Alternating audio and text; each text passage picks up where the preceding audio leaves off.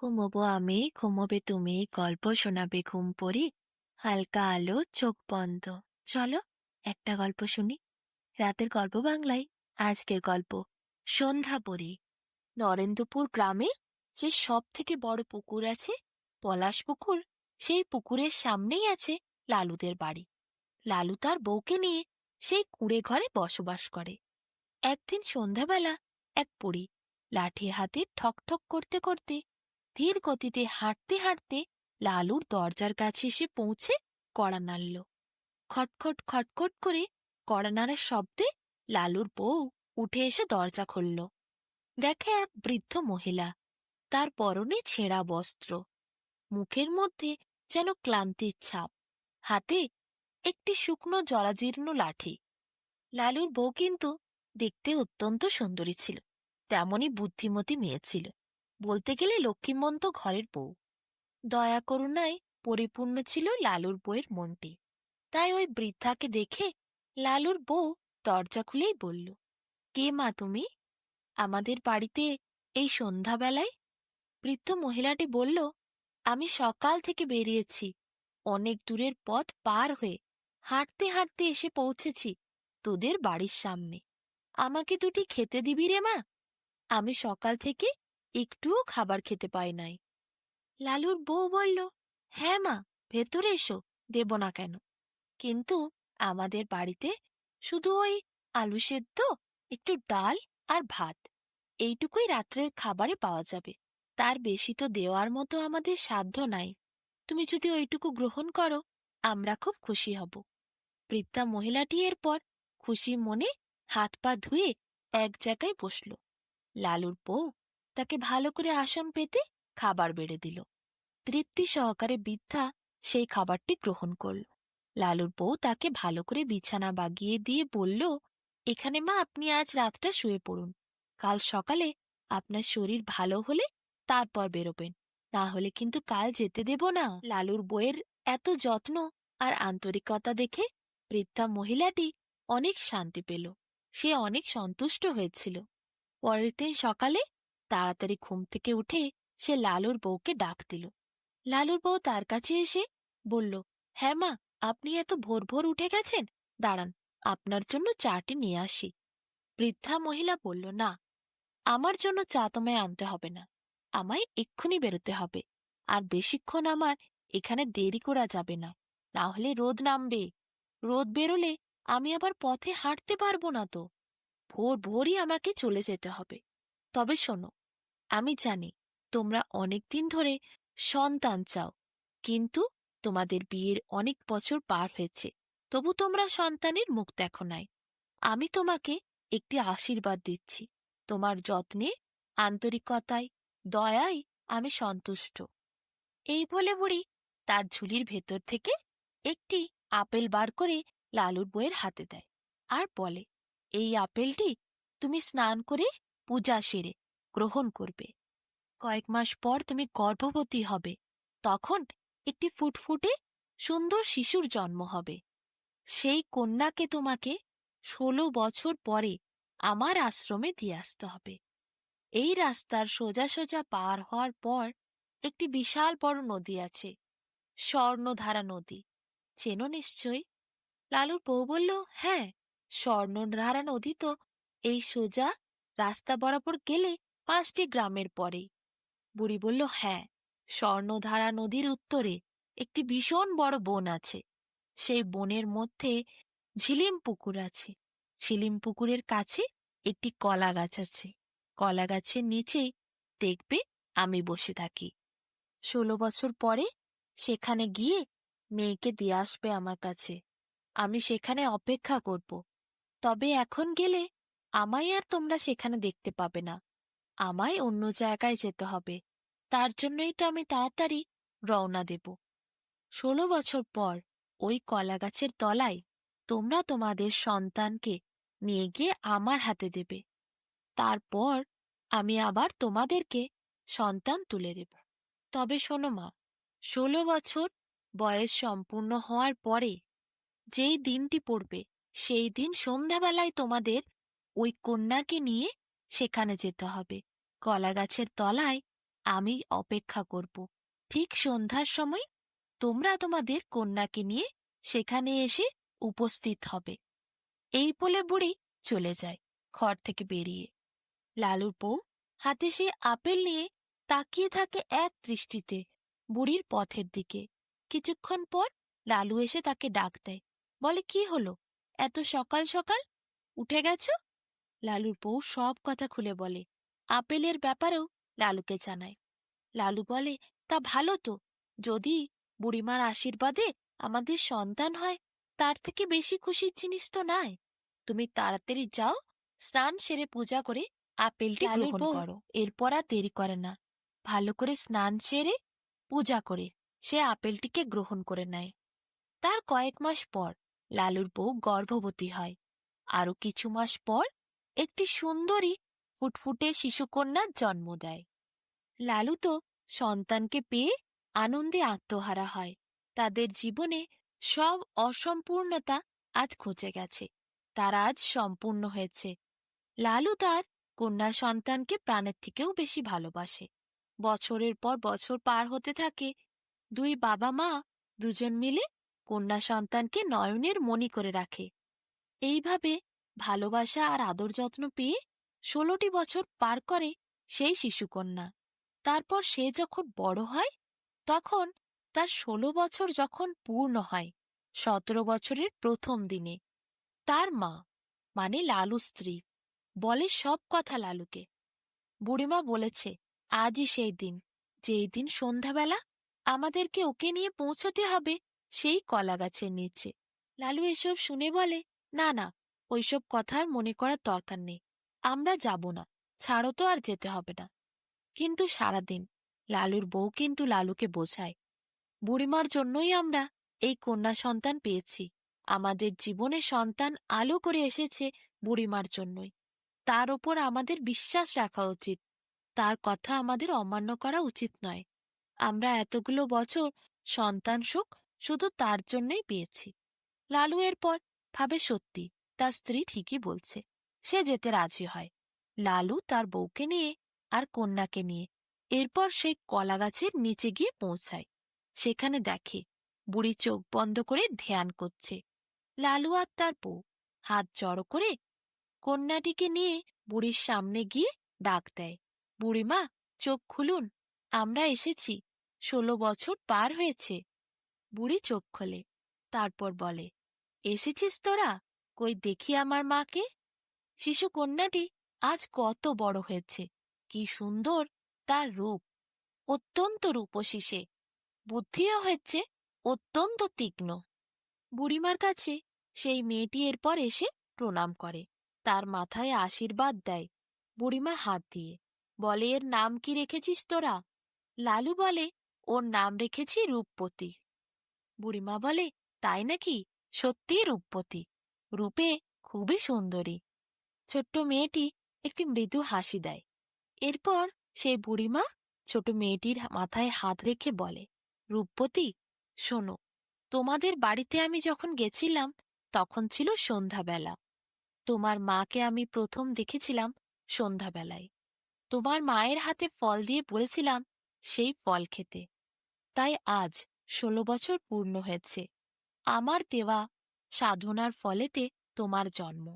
তাই তোমার একটি শক্তি প্রাপ্য আছে, যেটি তোমায় আমি ১৬ বছরের পর উপহার দেব বলে এখানে ডেকেছিলাম। আজ তোমার ১৬ বছর পূর্ণ হয়ে ১৭ বছরের প্রথম দিন। তাই আমি তোমায় আশীর্বাদ করছি।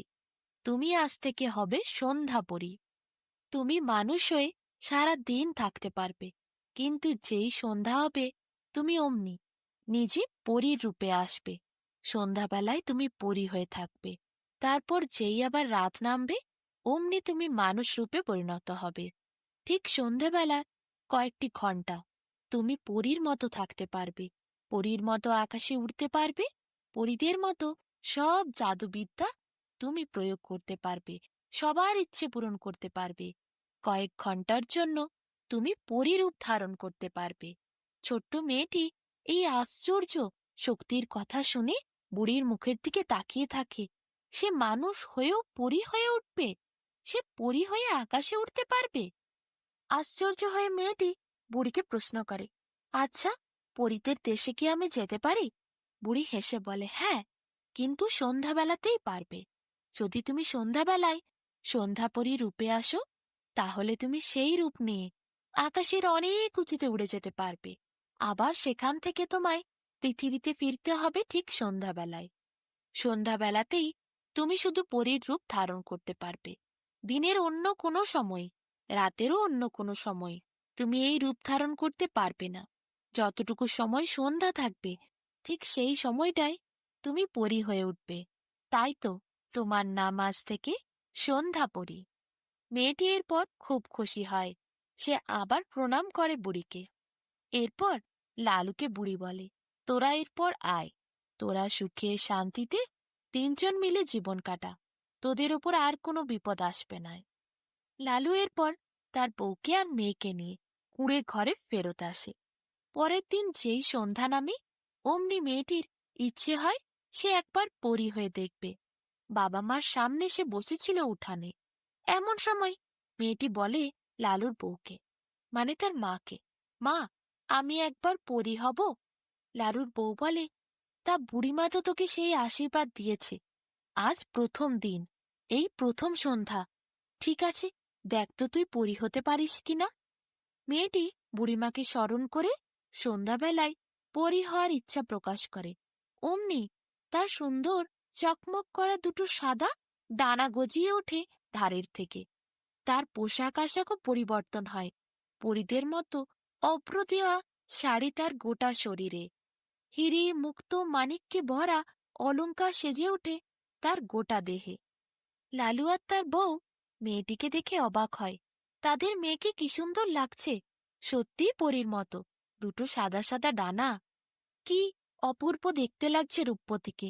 সত্যিই যেন আকাশের থেকে পরী নেমে এসেছে। রূপপতি এরপর হালকা হালকা করে ডানাগুলো নড়াতে থাকে। দেখতে দেখতে কয়েক মুহূর্তের মধ্যে সে ওপরে উঠে যায়, পরীদের মতো উঠতে শুরু করে। লালু আর তার বউ উঠানে বসে বসে মেয়েকে দেখে। মেয়ে উড়ছে, কি অপরূপ সুন্দরী লাগছে তাকে। এরপর রূপপতি ডানা মেলে আনন্দে তাদের গোটা ঘরের চারিদিকে উড়তে উড়তে ঘুরে বেড়ায়। এদিকে দেখতে দেখতে সন্ধ্যা পার হয়ে যায় আর রাত নামতে থাকে। অমনি রূপপতি অনুভব করে তার ডানাগুলো যেন ভেতরে ঢুকছে। তাড়াতাড়ি করে নেমে এসে উঠানে দাঁড়ায়। কয়েক মুহূর্তের মধ্যে ডানাগুলো ভেতরে প্রবেশ করে যায়। আবার মানুষ রূপে ফিরে আসে রূপপতি। দারুণ মজা হয় সেদিন তার। মা বাবাকে জড়িয়ে ধরে আনন্দে হাসতে থাকে। লালু আর তার বউ এই আশ্চর্য জিনিস থেকে খুব খুশি পায়। তাদের মেয়ে তো সত্যি সত্যি পরী হয়েছে, পরীর মতো আকাশে উড়তে পারছে। কি সুন্দর দেখতে লাগছিল তাকে। এইভাবে দিন যায়। মাঝে মধ্যেই রূপবতী সন্ধে হলে পরীর রূপে আসে। পরীর মতো ডানা খুলে উড়তে থাকে। চারিদিকে সে ঘোরাঘুরি করে। একদিন রূপবতীর ইচ্ছে হলো সে পরীদের দেশে যাবে, অন্য পরীদের সাথে দেখা করবে। তাই লালুকে আর তার বউকে জানিয়ে সে বাবা মার কাছে আশীর্বাদ নিয়ে এক সন্ধেবেলা আকাশে উড়ে গেল। পরীর দেশে গিয়ে পৌঁছল। সেখানে কত পরী। পরীর দেশের রানীর সাথে রূপবতীর পরিচয় হলো। পরীর দেশের রানীকে প্রণাম করল রূপবতী। পরীর দেশের রানী খুব খুশি হলো। রূপবতীর সেখানে কত বন্ধু হলো। নতুন পরীদের সাথে পরিচয় হলো। রূপবতী গোটা আকাশে ঘুরে বেড়ালো। এইভাবে রূপবতী বেশ 2-3 দিন পরীর দেশে কাটানোর পর যখন তার বাবা মার জন্য মন খারাপ করছিল, সে আবার পরের দিন সন্ধেবেলা ডানা মিলে ফিরে এলো ঘরে। সেদিন লালু আর তার বউ রূপবতীকে দেখে ছুট্টে গিয়ে জড়িয়ে ধরল। বলল, এত দেরি হলো কেন? তুই তো কালই ফিরে আসবি বলেছিলি মা। রূপবতী বলল, জানো মা, পরীদের দেশ কি সুন্দর। আকাশের মধ্যে কত মেঘ ভাসছে। পরীদের রাজপ্রাসাদ আছে, পরীদের সুন্দর ঝর্ণা আছে। কত রকমের শাড়ি কাপড় গয়না তারা পরে। কি সুন্দর দেখতে। আমার ডানাগুলো যেমন সাদা, অনেক পরীর ডানা রঙিনও আছে। পরী রানীর সাথেও তো আমার দেখা হলো। এই তো প্রথম গেছিলাম, তাই আমার পরের দিন আসতে মন কেমন করছিল, তাই 2 দিন থেকে এলাম। লালুর বউ মানে রূপবতীর মা বলল, বেশ হয়েছে, কিন্তু এতদিন তো থাকার দরকার নেই। আমাদের তো তোকে ছেড়ে থাকতে ভালো লাগে না। রূপপতি বলল, মাঝে মধ্যে যাব মা, তোমাদের কাছেই তো থাকবো। এরপর রূপপতিকে নিয়ে রূপপতির মা ঘরে গিয়ে আদর করে ভাত খাইয়ে দিল, প্রায় প্রতিদিন। এরপর রূপপতি সন্ধে হলেই পরীর রূপ ধারণ করত, ঘুরে বেড়াতো আকাশে। কখনো বা নিজেদের উঠোনের চারিদিকে গোল করে ঘরের চারপাশে ঘুরত। কখনো পরীদের দেশে যেত, পরীদের দেশে তার বন্ধুদের সাথে গল্প করত গিয়ে, পরের দিন আবার ফিরে আসতো। এইভাবে আরো ৫-৬ বছর কেটে গেল। একদিন রূপপতি সন্ধ্যাবেলা পরীর রূপ ধারণ করে তার ঘরের থেকে একটু উঁচুতে, আকাশের থেকে অনেকটা নিচে ডানা মিলে মিলে উড়ছিল। লালু আর তার বউ দুজনে উঠোনে বসে মেয়ের দিকে তাকিয়েছিল। মেয়ে আনন্দে ডানা মিলে উড়ছে, সেটি তারা দেখছিল আর হাসছিল। কিন্তু হঠাৎ পাশের রাজ্যের এক রাজপুত্র, সে দেশভ্রমণে বেরিয়েছিল। সে ওই অজানা পথ জানত না, তাই লালুর বাড়ির কাছেই এসে পড়েছিল। এসে সে অন্ধকারে দেখে লালুর বাড়ির ছাদের ওপর একটি পরী ডানা মেলে উড়ছে। লালু আর তার বউ দুজনে সেই পরীর দিকে তাকিয়ে হাসছে। লোকটি তো অবাক হয়, পরী তো সে আগে কোনোদিন দেখেনি। রাজকুমারের পর নিচের ঘোড়াটিকে একটি গাছের তলায় লুকিয়ে রেখে ঝোপের থেকে দেখতে থাকে কি হচ্ছে। প্রায় ১-২ দিন এইভাবে লুকিয়ে লুকিয়ে সে দেখে বুঝতে পারে এই মেয়েটি মাঝে মধ্যেই সন্ধে হলে পরীর রূপ ধারণ করে, আকাশের দিকে ওড়াউড়ি করে। আর তার বাবা মা নিচে উঠানে বসে মেয়ের দিকে চেয়ে থাকে। তার এই খুশি দেখে তারাও আনন্দিত হয়। রাজকুমারের বিষয়টি বেশ ভালো লাগে। এদিকে রূপবতীকে দেখেও তার অনেক পছন্দ হয়। ২-৩ দিন ধরে লুকিয়ে লুকিয়ে নজর রাখার পর যখন পরের দিন সন্ধ্যাবেলা রূপবতী ডানা মেলে পরীর রূপ ধারণ করে তাদের ঘরের ওপরে উঠছিল, আর নিচে লালু আর তার বউ বসে হাসছিল, তেমন সময় হঠাৎ করে দরজা খুলে রাজকুমার ঘরের ভেতরে প্রবেশ করে। উঠানে বসে থাকা লালু আর লালুর বউ দুজনেই রাজকুমারকে দেখে অবাক হয়ে যায়, উঠে দাঁড়ায়। হঠাৎ করে এইভাবে রাজকুমারকে ঢুকতে দেখে ওপরে রূপবতী সেও অবাক হয়। তাড়াতাড়ি পরিরূপের থেকে নিচে নেমে এসে মানুষের রূপ ধারণ করে। রাজকুমার বলে, আপনাদের মেয়ে বুঝি পরী, আকাশে উঠতে পারে? লালু সেই সময় বলে, হ্যাঁ, কিন্তু একথা তুমি বাবা কাউকে বলো না, কেউ জানে না, না হলে ওর উপর বিপদ আসতে পারে। রূপবতী বলে, আপনি কে? আপনি তো আমাদের দেশের রাজা নন। রাজকুমার জানায় সে পাশের রাজ্যের রাজপুত্র, এই দেশে দেশভ্রমণে এসেছিল। হঠাৎ করে অজানা পথে সে চলে এসেছে, আর তারপরই এই বাড়ির সামনে সে এসে পৌঁছায়। ২-৩ দিন ধরে সে গাছের আড়াল থেকে দেখে নজর রেখেছিল। পরীরূপে মাঝে মধ্যে রূপবতী আকাশে ওঠে, ঠিক সন্ধ্যা হলেই সে পরীরূপ ধারণ করে, তারপর আবার সারাদিন মানুষ রূপে থাকে। লালু এরপর ভয় খেয়ে যায়, রাজকুমারকে বলে, দোহাই আপনার, আমাদের দেশের রাজাকে আপনি এইসব কথা জানাবেন না। আমাদের মেয়েকে আমরা অনেক যত্নে আদরে মানুষ করেছি। ওকে একজন বরদান দিয়েছিল, এক বৃদ্ধা বুড়িমা, তাই ও সন্ধ্যা হলেই পরিরূপ ধারণ করতে পারে, সন্ধ্যা পরি হতে পারে। কিন্তু এতে ওর কোনো দোষ নাই। রাজকুমার বলে, না, আমি কেন ওকে মিথ্যেভাবে ফাঁসাবো? আমি এই দেশের রাজাকে কোনো কথাই জানাতে চাই না। ও যে পরী এই কথা আপনারা শুধু জানেন, আর যদি কেউ জেনে থাকে তা শুধু আমিই জানব। আমি কাউকে কোনোদিন জানাবো না যে ও একজন পরী।